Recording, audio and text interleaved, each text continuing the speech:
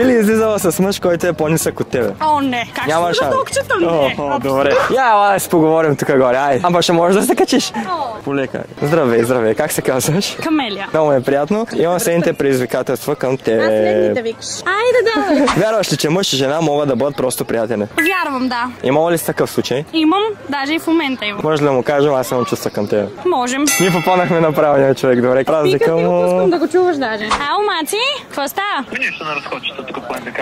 Абе, знаеш какво имам да ти казвам нещо важно? Звучиш зле. То е много хубаво. Да ти кажа, че нещо в последно време тук се усещам, че чувства съм почнала да развивам към тебе. О, я, моля ти. Как така можеш да ми кажеш? Да, тук ми играете някакви мамонни игрички. Това е истински приятел. Това е Ванка Евала, братле. Случвало ли се да ровиш в телефона на гаджето? Нищо не съм открила. Много е верен да му се не знам. Колко пари на месец трябва да изкарва един мъж? Достатъчно, за да съм щастлива. Какво изкарва ли достатъчно? Изкарва. Колко изкарва? Ами не знам точно колко нули има, ама съм доволна да ти Доволна кажа. си. Би ли излизала с мъж, който е по-нисък от тебе? О, не. Как Няма ще да шанс. окчетам? Не. Добре.